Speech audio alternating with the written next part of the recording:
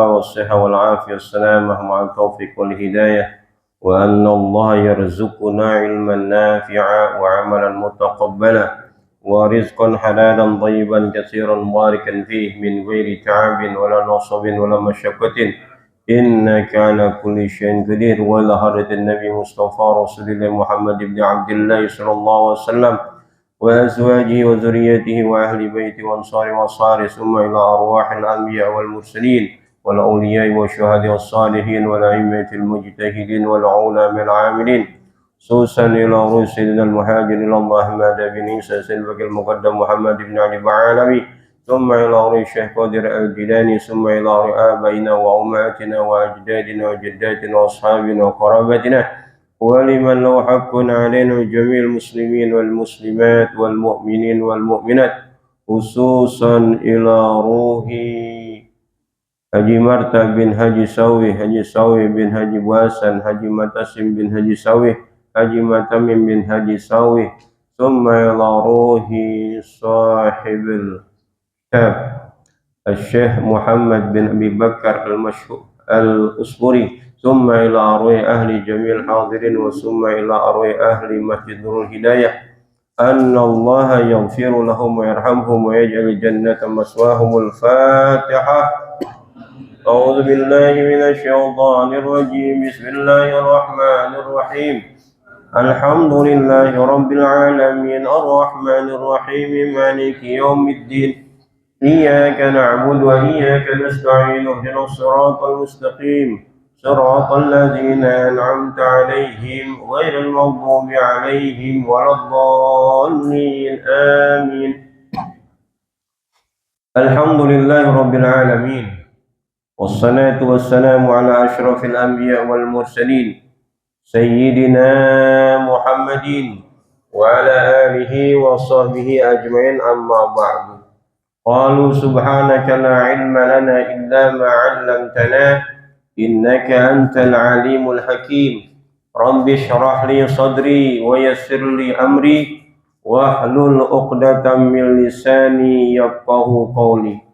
اللهم أخرجنا من ظلمات الوهم وأكرمنا بنور الفهم وافتح علينا بمعرفة العلم وحسن أخلاقنا بالحلم وسهل لنا أبواب فضلك وانشر علينا من خزائن رحمتك يا أرحم الراحمين.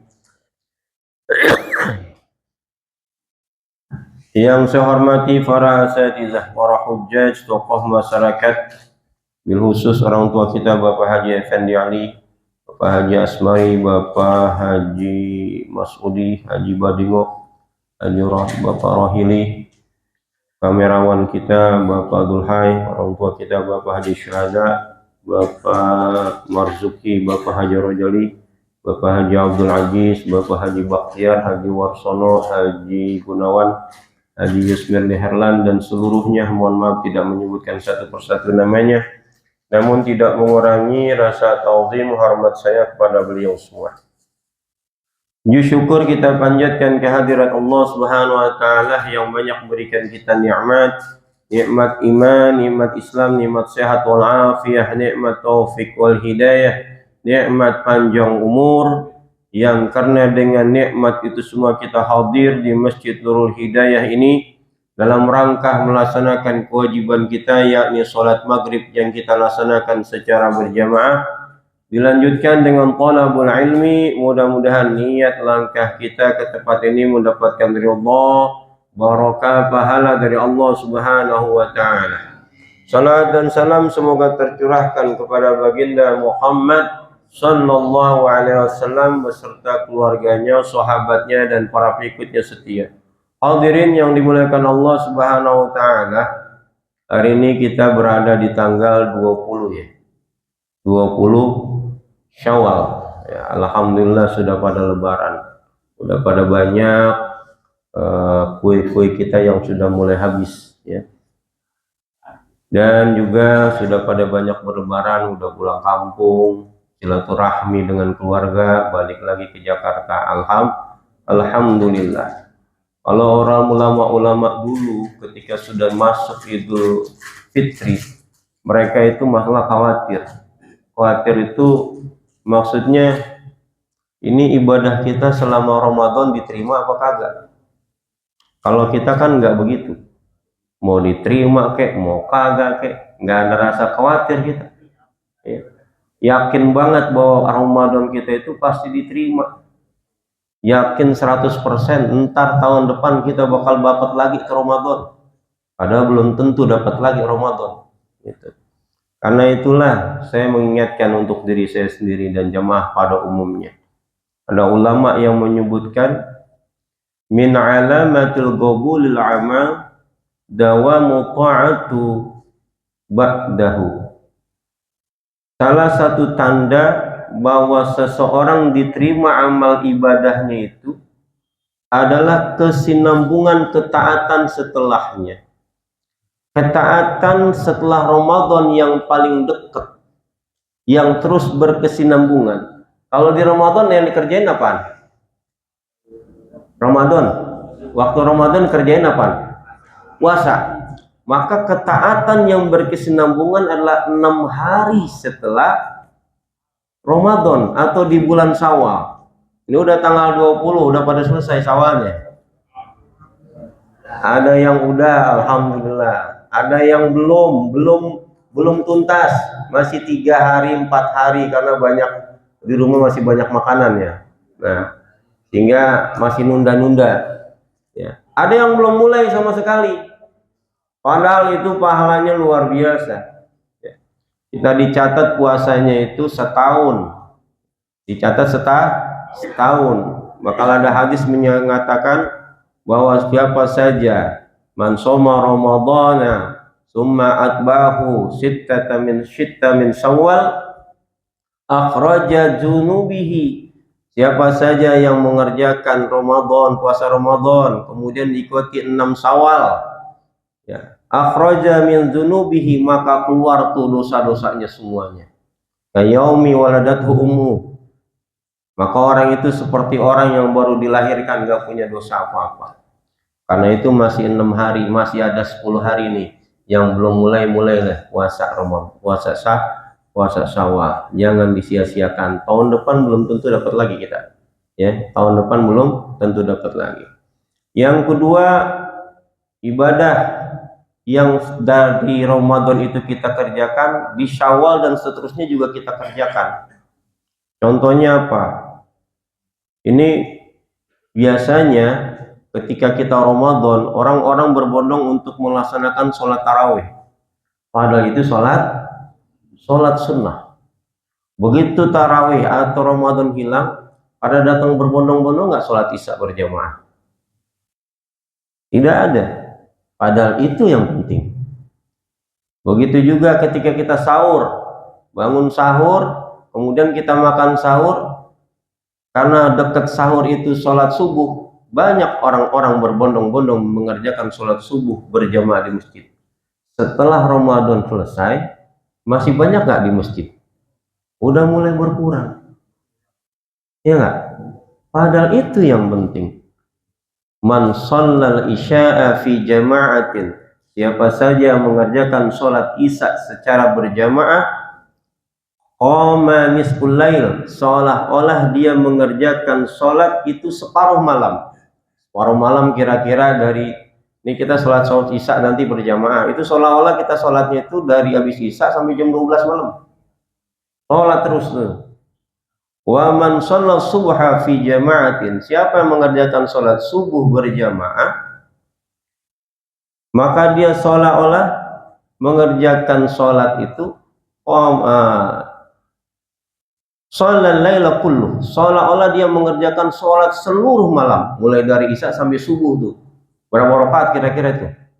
Oh, banyak itu. Makanya 2 sholat ini usahakan berjamaah.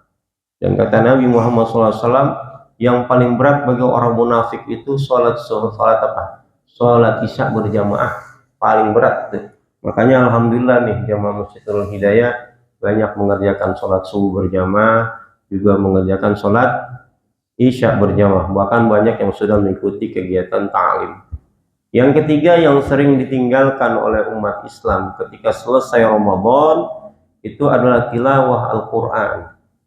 Banyak orang di Ramadan itu bisa menghatamkan Al-Quran dalam sebulan. Ada yang 2 kali hatam, ada yang 3 kali hatam. Ada dorongan luar biasa ketika Ramadan. Tapi begitu Syawal, masuk 1 Syawal, Al-Quran udah nggak dibaca. 2 Syawal, apalagi udah banyak keliling mana-mana tuh. Quran udah kagak dibaca. 3 Syawal, sekarang udah 20 Syawal misalnya. Udah berapa kopet itu kita buka. Tuh. Udah lupa itu. Ya. Padahal itu harus berkesinambungan. Kita jaga, walaupun hanya sedikit kita baca. Usahakan sehari jangan pernah tidak baca Quran. Walaupun cuma sa'in. Atau cuma baca Qul huwallahu ahad. Atau cuma baca Al-Fatihah yang kita hafal. Sehari jangan sampai tidak pernah baca Al-Quran. Ahabbul a'mal ilallahi ta'ala adwamuha wa in qalla. Amalan yang paling disukai Allah itu adalah amalan yang berkesinambungan walaupun sedikit. Jadi nggak perlu sampai 1 juz sehari. Yang penting tiap hari baca Quran. Yang udah lancar 1 juz, alhamdulillah. Dan seterusnya. Sekarang kita lanjutkan pelajaran kita dalam kitab Al-Mawa'idh Al-Usfuriyah. Qala al-musannifu rahimahullahu ta'ala wa adama an-naf'a bihi wa bi'ulumihi wa bi asrarihi fid dharain. Wa an Abi Hurairah radhiyallahu ta'ala anhu qala qala Rasulullah sallallahu alaihi wasallam yaqulu Allah ta'ala a'dattu li'ibadiyas salihin fil jannah ma la 'ainun ra'at wa la udhunun sami'at wa la khatara 'ala qalbi bashar. Iqra'u in syi'tum qawlahu ta'ala fala ta'lamu nafsun ma ukhfiya lahum min qurrati a'yunin jazaa'an bima kanu ya'malun. Fa inna fil jannati syajaratan law yasiru raqibu fi dhilliha mi'ata 'amin la yaqta'uha. Iqra'u in syi'tum qawlahu ta'ala wa dhillin mamdud wa ma'in masqub wa fakihatin katsirah la maqtu'ati wa la mamnu'ah wa furushin marfu'ah inna ansha'nahunna insya'a ila akhirih wallahu ta'ala alam bissawab. Di dalam hadis yang ke-10 lanjutan dari pelajaran kita di bulan Ramadan, dari Abi Hurairah radhiyallahu ta'ala anhu qala Rasulullah SAW bersabda bahwasanya Allah berfirman. Berarti ini masuk dalam kategori hadis qudsi. Ini langsung dari Allah, cuma bahasanya bahasa baginda Muhammad SAW. Derajatnya lebih tinggi daripada hadis Nabi. Nah, ini hadis qudsi. Kabar gembira buat siapa? Buat kita semua. Mudah-mudahan kita termasuk di dalamnya. Jadi jangan nganggap dulu mudah-mudahan kalimatnya. Mudah-mudahan kita termasuk di dalamnya. A'dattu li'ibadiyas salim fil jannah. Aku telah sediakan bagi hamba-hambaku yang soleh di surga. Jadi Allah sudah menyediakan untuk hamba-hambanya yang soleh. Kalau bicara kebaikan, begitu kita mendengar kalimat soleh, oh tuh gue tuh. Nah, ya saya banget itu soleh gitu. Tapi kalau ketika aku telah menyediakan untuk hamba-hambaku yang bermaksiat, dalam pikiran kita ke orang lain, tuh orang lain tuh yang begitu tuh, gitu. Bukan mengembalikan kepada kita. Begitu kategori orang soleh, orang baik, kembali ke kita. Begitu berbicara orang maksiat, orang munafik, kita kembalikan ke orang. Tuh orang tuh, bukan saya. Nah. Jadi siapa tuh hamba-hamba Allah yang soleh? Yang pertama itu hamba Allah yang memiliki hubungan baik dengan Allah. Dia punya iman, dia beribadah, dia istiqomah, dia baca Quran, dan macam-macam sebagainya. Semua perintah-perintah Allah dia kerjakan semampunya. Dan semua larangan-larangan Allah ditinggalkan seluruhnya. Jadi kalau perintah itu dikerjakan semampunya. Tapi kalau larangan harus seluruhnya. Beda ya. Kalau perintah semampunya, ya. Ittaqullaha mastata'tum. Tapi kalau larangan harus seluruhnya. Jangan dikerjakan. Jadi hamba-hamba yang soleh itu hamba-hamba Allah yang punya hubungan baik dengan Allah Subhanahu wa taala. Dia mengerjakan sholat, dia membayar zakat, dia juga melaksanakan berbagai macam kebaikan-kebaikan, dan juga mempunyai hubungan baik dengan manusia. Terkadang penilaian Allah itu lebih dominan kepada orang-orang yang punya hubungan baik dengan sesama makhluk. Bagaimana tidak seorang pelacur yang dinyatakan nama kita melakukan perbuatan dosa yang amat besar bisa diampuni oleh Allah Subhanahu wa taala dosanya cuma gara-gara memberikan air minum kepada makhluk Allah yang paling kita benci, yang paling najis, yaitu anjing. Nah, makanya hubungan baik dengan manusia ini atau dengan makhluk Allah sering harus dijaga. Ada orang begitu kesel sama siapa, sama apa, sama binatang. Di rumahnya itu yang namanya tikus, itu selalu merusak barang-barang kita. Makanan kita dimakan, kemudian semua peralon-peralon kita digorok-gorok sampai bocor tuh.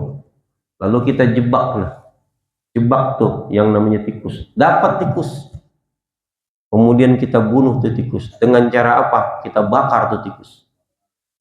Nah, keselnya kita bakar, boleh nggak? Nah, nggak boleh bakar tikus, walaupun dia itu merusak. Ya. Apalagi manusia. Coba banyak zaman sekarang orang maling motor ketangkap, diapain? Siram bensin, bakar. Ya, yang membakar, menyiksa dengan cara membakar hanya Allah Subhanahu wa taala di neraka. Kita nggak boleh. Ya. Begitu juga bilangin sama bini-bini kita, sama istri kita, anak perempuan kita, dan juga pedagang ikan. Kalau nyesek sisik ikan itu, matiin dulu. Jangan sampai buang sisiknya itu ikannya masih hidup. Coba aja kita seset kulit kita lagi hidup, sakit apa enggak?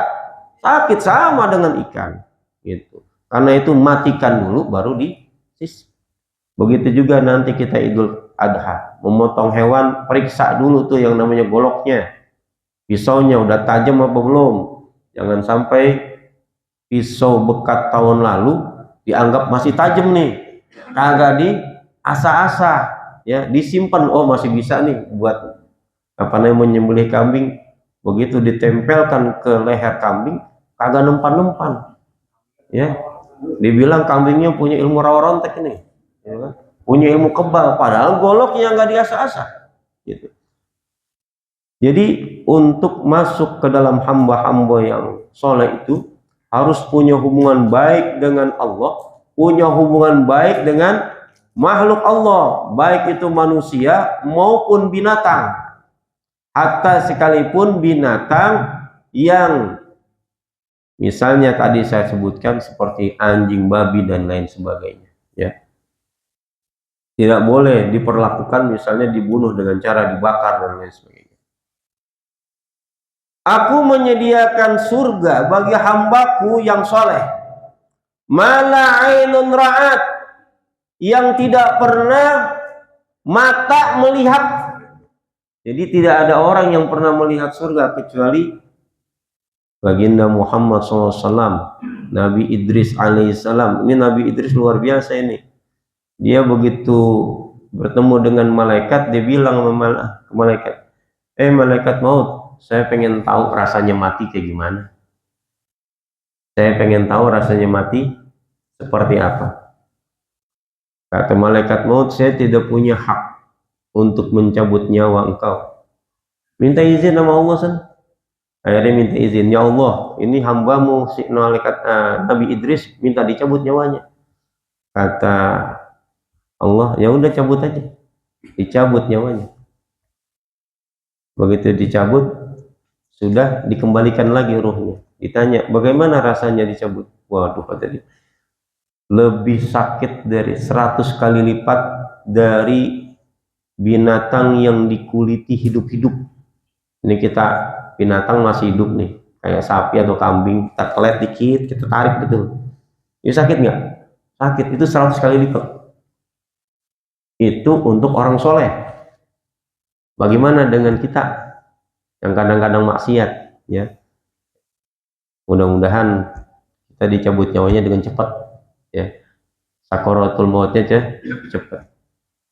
Begitu sudah dikembalikan, dia bilang, saya udah ngerasain mati, saya pengen tahu neraka kayak gimana, surga kayak gimana. Akhirnya dibawa tuh, lihat neraka, kemudian lihat surga, ya. Lihat surga, dia masuk ke dalam surga. Begitu masuk ke dalam surga, nah, mau keluar tuh, kata Nabi Idris, malaikat maut, jalan duluan gitu, ntar saya belakangan, ya. Nah, begitu masuk, malaikat udah keluar, Nabi Idris masih tetap berada di surga. Kemudian malaikat panggil, Nabi Idris, balik, ayo balik, kata dia. Tidak ada yang bisa mengeluarkan seseorang dari surga.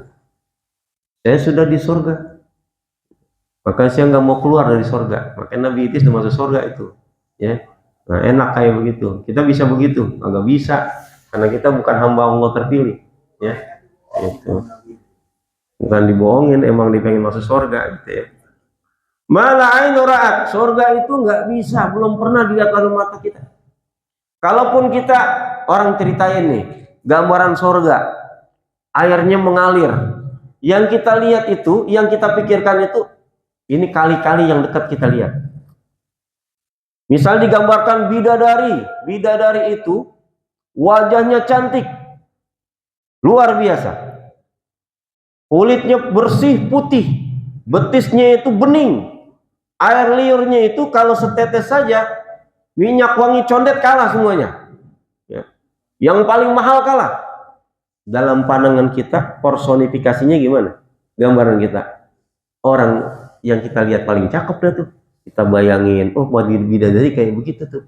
Padahal enggak, masih tersembunyi itu yang namanya surga. Karena kita nggak bisa tahu bagaimana nikmat Allah yang akan diberikan kepada hambanya di surga. Sangat luar biasa.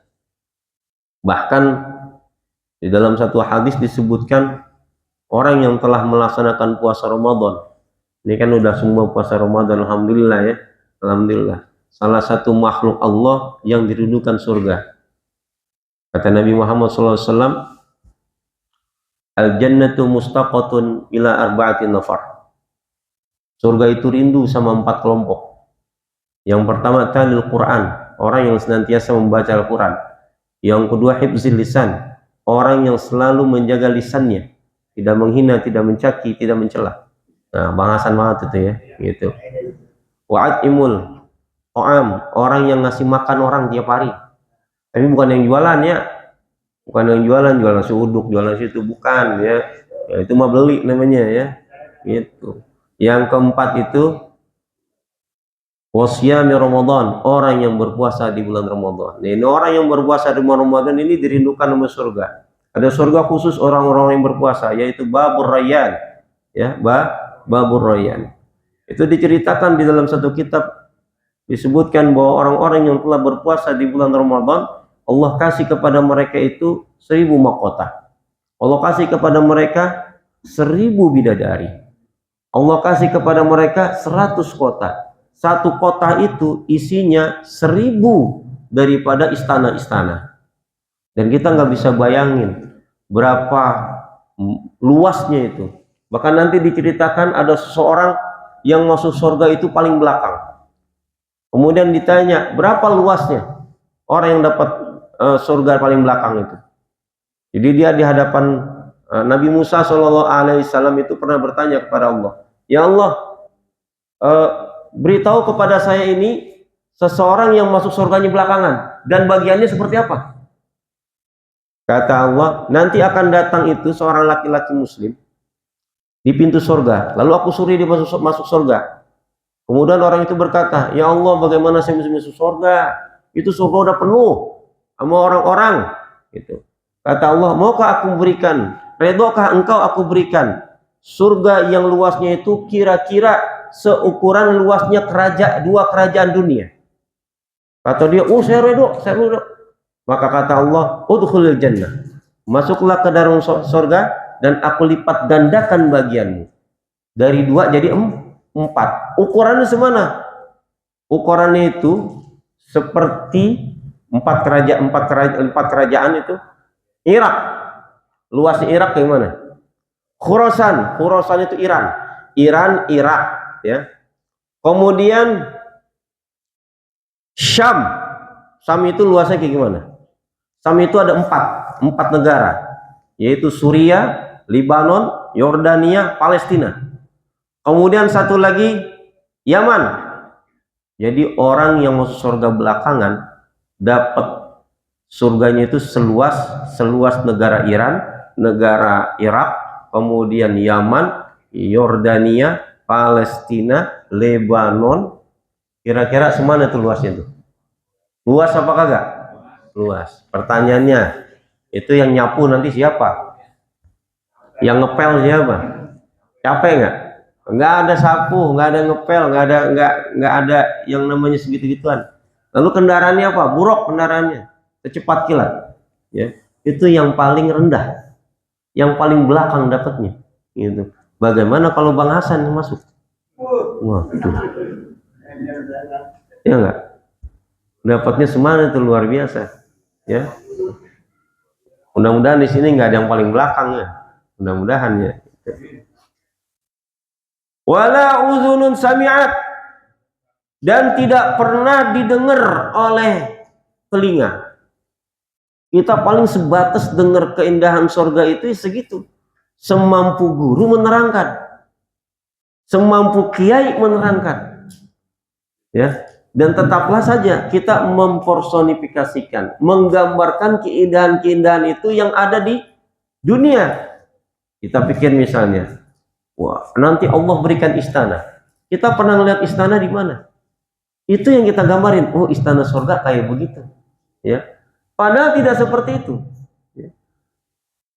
Wala khatara ala qalbi bashar. Tidak pernah terlintas dalam hati manusia. Jadi surga yang kita bayangkan itu akan berbeda nanti apa yang kita lihat. Ya.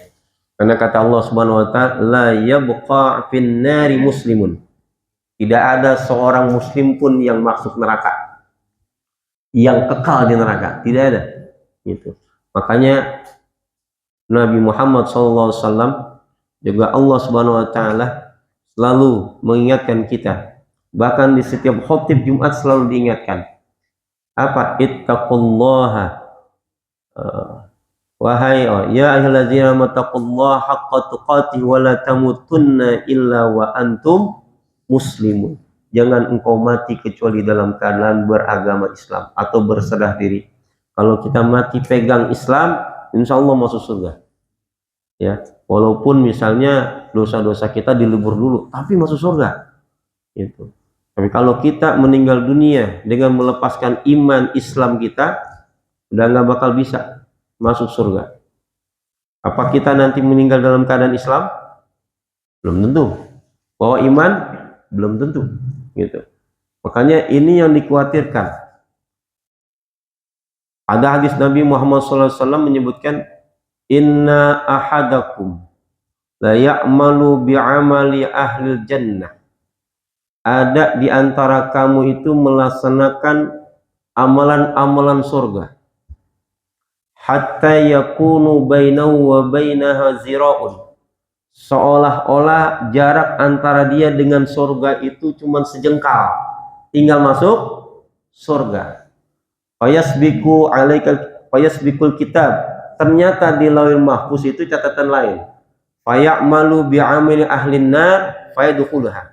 Maka kalau di catatan lauhil mahfuz itu berbeda, maka nanti di akhir dia akan melakukan amalan-amalan ahli neraka dan bakal masuk neraka. Jadi tidak ada yang menjamin. Begitu juga wa inna ahadakum la ya'malu bi'amali ahli nar. Ada di antara kalian yang melakukan amalan-amalan ahli neraka. maksiat, nggak pernah sholat, selalu minum minuman keras, berjudi tiap hari, main perempuan, hatta yakunu bainahu, sehingga antara dia dengan neraka itu cuma sejengkal, tinggal masuk neraka aja. Fayasbiqu 'alal kitab, tapi di Lauhul Mahfuz itu tercatat sebagai ahli surga. Fayamalu bi'amali ahli jannah fayadkhulha, maka nanti di akhir hayatnya dia akan melakukan perbuatan-perbuatan ahli surga dan masuk surga. Nah, kita nggak mau tuh bagian yang pertama tadi tuh. Artinya apa? Dari kecil kita pelihara iman, dari kecil sampai balik, kemudian sampai kakek-kakek kita melaksanakan perintah-perintah Allah, mengerjakan amalan-amalan ahli surga. Ternyata tertulis di Lauhul Mahfuz sebagai ahli neraka, kemudian meninggal dalam keadaan su'ul khotimah. Kita nggak usah berbangga diri dengan misalnya kita rajin ke masjid, kita rajin baca Quran, rajin puasa sunnah. Iblis itu ribuan tahun ibadah. Iblis di dunia 2000 tahun ibadah tanpa henti. Kemudian diangkat langit pertama, ibadah lagi ribuan tahun. Ibadah kita sama iblis kalah, nggak bisa nandingin, ya. Sampai Allah angkat setinggi-tingginya derajat. Tapi emang karena ditulis di Lauhul Mahfuz dia ahli nar, maka ketika disuruh usjudu li Adam dia nggak sujud. Padahal cuma satu tuh, tidak sujud kepada Adam. Itu tidak mau mengikuti perintah Allah, cuma satu dia langgar, masuk ke dalam neraka. Coba kita bayangin berapa perintah Allah kita langgar, banyak nggak? Oh, banyak, tapi masih masuk surga, ya. Iblis cuma satu, kita banyak banget yang kita langgar, ya. Maksiat kita laksanakan, ya. Pengen masuk surga, ya. Namanya cita-cita, mudah-mudahan bisa masuk surga gitu. Dan jangan pernah berhenti berdoa, Allahumma inna nas'aluka jannata wa ma qarraba ilaiha min qaulin wa amalin wa niyatin wa i'tiqad, wa na'udzubika min nar wa ma qarraba ilaiha min qaulin wa amalin wa i'tiqad. Ya Allah, berikanlah aku surga dan apa-apa yang bisa mendekatkanku baik dari perkataan, keyakinan maupun perbuatan kepada surga. Wa na'udzubika minan nar, dan hindarkanlah aku dari neraka dan apa-apa yang bisa menjauhkanku, ya, menjauhkanku baik dari perkataan, perbuatan dan lain sebagainya. Mudah-mudahan yang sedikit ini yang saya sampaikan bermanfaat, khususnya buat pribadi saya dan jamaah pada umumnya. Lebih kurang mohon maaf. Assalamualaikum warahmatullahi wabarakatuh. Al-Fatihah. Kana budaya kana stain nasratul mustaqim. Amin.